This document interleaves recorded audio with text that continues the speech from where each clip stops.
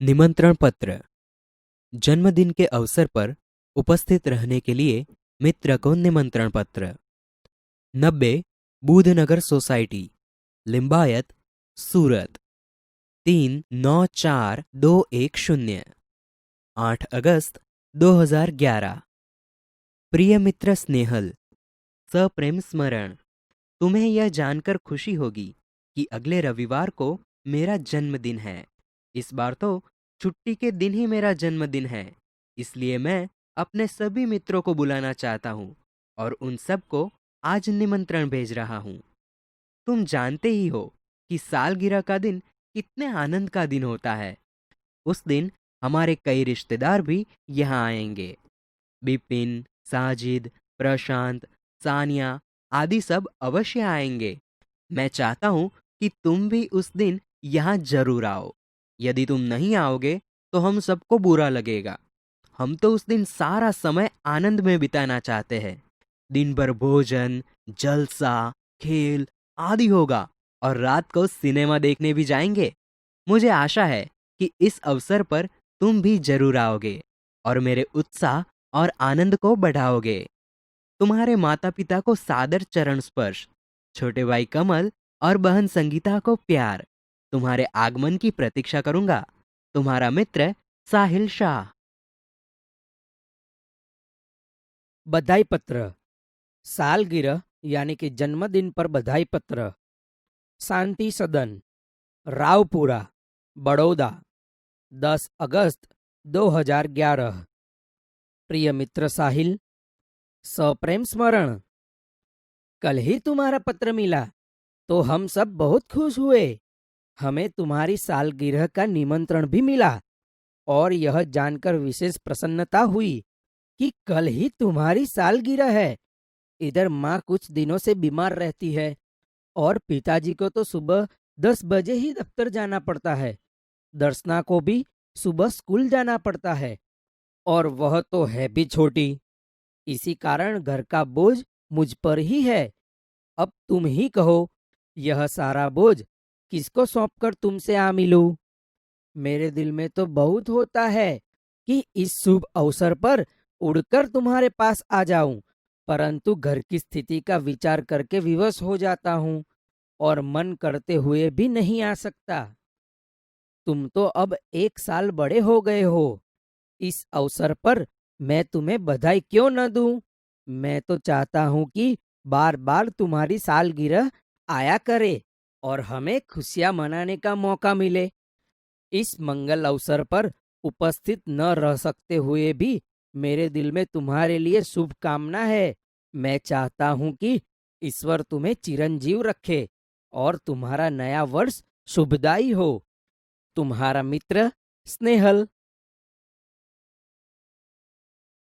आश्वासन पत्र।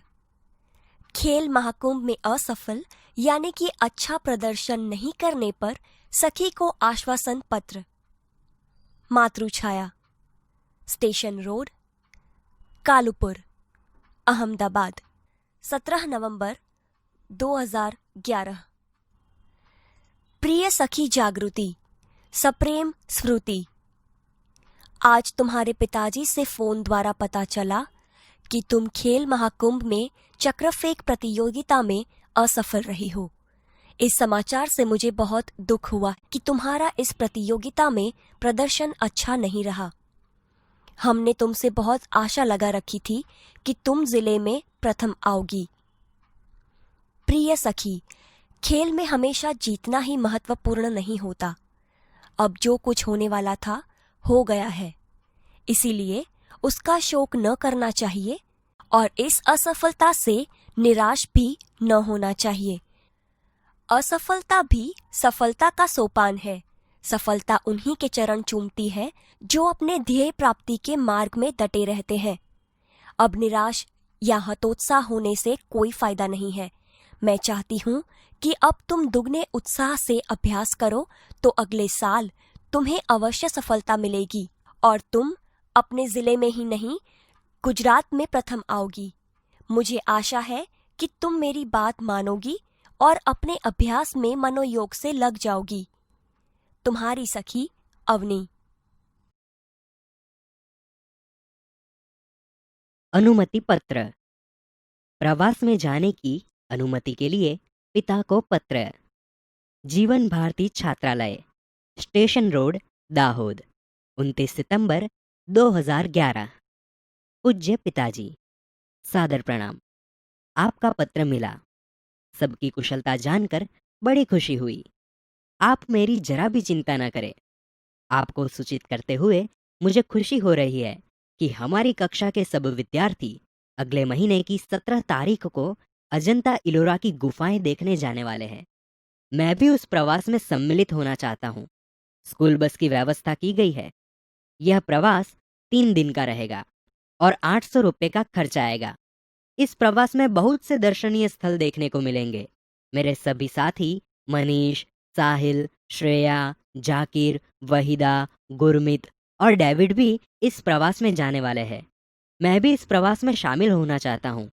आप पत्र द्वारा इस प्रवास के लिए मुझे अनुमति देने और 800 रुपये मनी ऑर्डर से भेजने की कृपा करें। पूजनीय माता जी को सादर प्रणाम। सोनल को प्यार। आपका आज्ञाकारी पुत्र रमेश। प्रार्थना पत्र। छुट्टी के लिए प्रधान अध्यापक को पत्र। देसाई फलिया, भावनगर, 23 फरवरी 2011। सेवा में श्री आचार्य महोदय, डीए, सार्वजनिक विद्यालय, भावनगर। आदरणीय गुरुदेव, सविनय निवेदन है कि मेरी बहन की शादी आगामी 27 तारीख को निश्चित की गई है। मैं उसका एक लौता भाई हूँ। हम लोगों के यहाँ शादी की कितनी धूम रहती है, इससे तो आप अनजान नहीं हैं। फलतः मैं तारीख 24 से 28, 5 दिन तक विद्यालय में उपस्थित नहीं हो सकूंगा।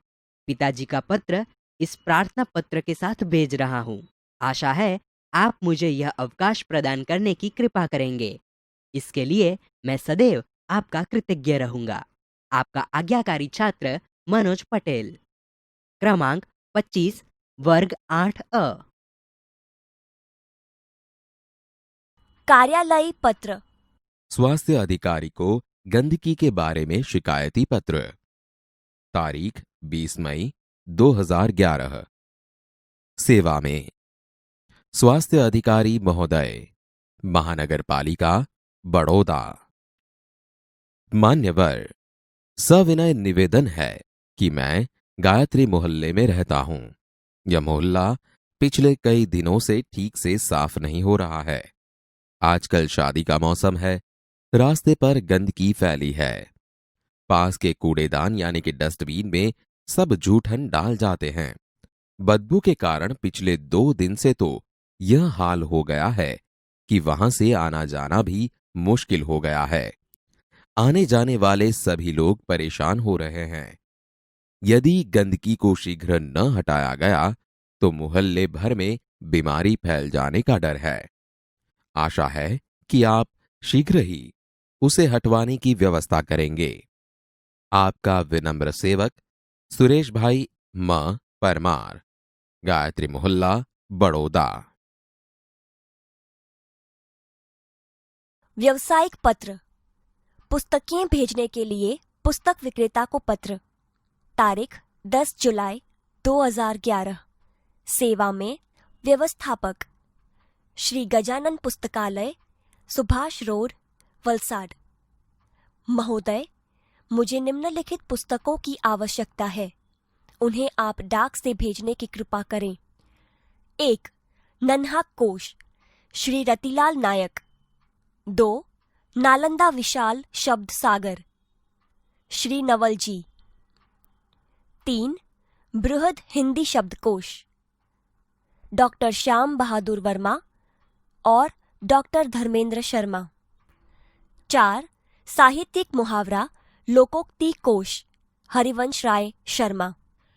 कृपया उपर्युक्त पुस्तकें उचित कमीशन काटकर शीघ्र ही VPP यानी कि वैल्यू पेएबल पोस्ट से भेजें। भवदीय प्रीति शाह, शांति भवन, MG रोड, राजकोट, 360001। डायरी शब्द अंग्रेजी भाषा का है। डायरी के लिए हिंदी में दैनंदिनी, दैनिकी आदि शब्दों का प्रयोग किया जाता है। डायरी में निजी जीवन में प्रतिदिन घटित घटनाओं का लेखा जोखा रखा जाता है। डायरी के पढ़ने से किसी व्यक्ति के जीवन में घटित घटनाओं, कार्यों या तथ्यों की जानकारी प्राप्त होती है। डायरी में व्यक्ति घटित घटनाओं के साथ साथ अपने मन में उठी प्रतिक्रियाओं की अभिव्यक्ति भी अंकित करता है, इसलिए उसमें वैयक्तिकता होती है। डायरी प्रतिदिन, साप्ताहिक, पाक्षिक अथवा मासिक लिखी जा सकती है।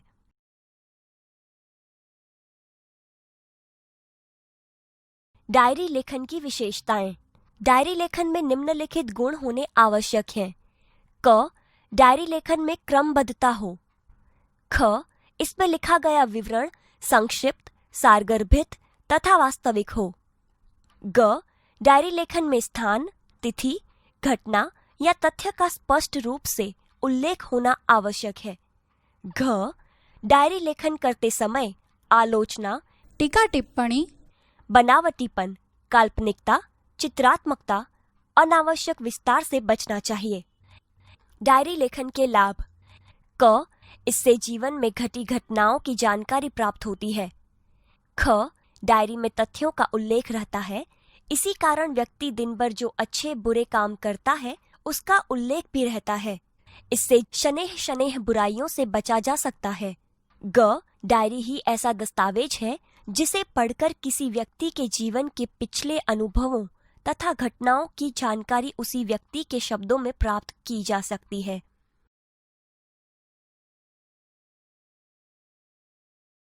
एक, अपने नए विद्यालय के पहले दिन की घटनाओं को अपनी डायरी में लिखिए।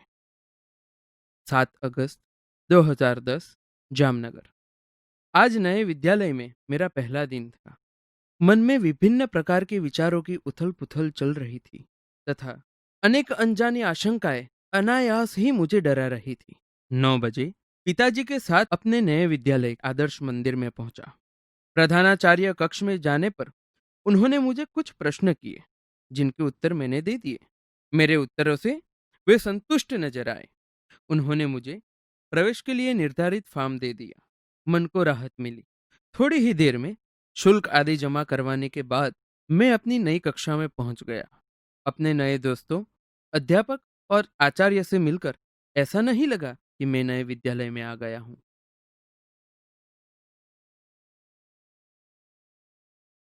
2. वार्षिक परीक्षा के एक दिन पूर्व के अनुभव को अपनी डायरी में लिखिए।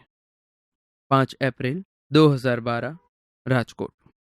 कल वार्षिक परीक्षा का पहला दिन है। रात्रि के 1 बज गए हैं, परंतु नींद नहीं आ रही। कल विज्ञान और टेक्नोलॉजी विषय की परीक्षा है। यद्यपि सब कुछ दोहरा लिया है, तथापि मन में अजीब सा भय है। अचानक पिताजी मेरे कमरे में आए। मुझे जगा हुआ देखकर ढाढ़स बंधाया और बिस्तर पर लेट जाने को कहा। बत्ती बंद कर दी। बिस्तर पर पड़े पड़े भी नींद नहीं आ रही। पिताजी के चले जाने पर टेबल लैंप जलाया और पुस्तक के पन्ने पुनः पलटने लगा। थोड़ी ही देर में थककर बिस्तर पर पुनः लेट गया और न जाने नींद कब आ गई। बाल दोस्तों, आपने पत्र के प्रकार के बारे में जाना। पत्र लिखते समय कुछ बातें महत्वपूर्ण हैं, जिनका हमें ख्याल रखना चाहिए। आइए ऐसी ही कुछ महत्वपूर्ण बातें जानें और समझें। इतना ध्यान रखिए, पत्र में बोलचाल की सरल भाषा का प्रयोग करना चाहिए। पत्र में आवश्यक बातें ही लिखनी चाहिए। पत्र अधिक लंबा नहीं होना चाहिए। मित्र या सखी के लिए तुम और बड़ों के लिए आप सर्वनाम का प्रयोग करना चाहिए। पत्र में सबसे ऊपर बाईं और अपना पूरा पता और दिनांक लिखनी चाहिए। उसके नीचे जिसे पत्र लिखना हो उसको शिष्ट भाषा में संबोधन करना चाहिए। इसके बाद अभिवादन करना चाहिए। इसके बाद पत्र के क्लेवर में मुख्य विषय को अभिव्यक्त करना चाहिए। पत्र समाप्त होने पर बाईं और पत्र लिखने वाले का संबंध और नाम लिखना चाहिए। मित्रों, पत्र लिखते समय पत्र के प्रकार के अनुरूप संबोधन, अभिवादन और पत्र के अंत में किस प्रकार से लिखना चाहिए इसकी जानकारी एवं समझ भी आवश्यक है। तो चलिए वह भी समझें। पत्र का प्रकार। संबंध, अभिवादन संबंधी शब्द, पत्र की समाप्ति पर लिखी जाने वाली शब्दावली। व्यक्तिगत पत्र। पुत्र पिता को, पूज्य पूजनीय पिताजी। आपका आज्ञाकारी पुत्र। पिता पुत्र को, प्रिय आयुष्मान अथवा नाम। तुम्हारा शुभचिंतक, शुभेच्छु। पुत्र माता को, पूज्य पूजनीय माताजी। आपका आज्ञाकारी पुत्र। माता पुत्र को, प्रिय आयुष्मान यानी कि नाम। तुम्हारी माता, तुम्हारी शुभचिंतक। छोटा भाई बड़े भाई को, आदरणीय भाई। आपका स्नेहाकांक्षी, स्नेहभाजन। बड़ा भाई छोटे भाई को, प्रिय चिरंजीव यानी कि नाम। आयुष्मान यानी कि नाम। तुम्हारा शुभचिंतक, शुभेच्छु। बड़ा भाई छोटी बहन को, प्रिय यानी कि नाम। आयुष्मती यानी कि नाम। तुम्हारा शुभचिंतक, शुभेच्छु। मित्र मित्र को, प्रिय यानी कि नाम। अभिन्न हृदय, तुम्हारा मित्र, तुम्हारी सखी, तुम्हारा शुभचिंतक। शिष्य गुरु को, पूजनीय श्रद्धेय गुरुजी। आपका आज्ञाकारी शिष्य, आपका स्नेहभाजन। गुरु शिष्य को, चिरंजीव यानी कि नाम। तुम्हारा शुभाकांक्षी, शुभचिंतक। व्यावसायिक पत्र। पुस्तक विक्रेता को, महोदय भवदीय। बैंक मैनेजर को, महोदय भवदीय। व्यापारी या दुकानदार को, श्रीमान प्रबंधक भवदीय। कार्यालयी पत्र। किसी विभाग के अधिकारी को, मान्यवर मान्यवर महोदय। भवदीय। निवेदक, प्रार्थी, विनीत। समाचार पत्र के संपादक को, श्रीमान संपादक महोदय। भवदीय। निवेदक। प्रार्थना पत्र। प्रधानाचार्य को, श्रीमान प्रधानाचार्य महोदय। विनीत, प्रार्थी, कृपाकांक्षी। आपका आज्ञाकारी शिष्य, आपकी आज्ञाकारिणी शिष्या। किसी अधिकारी को, मान्यवर महोदय। निवेदक, प्रार्थी, विनीत, निवेदिका।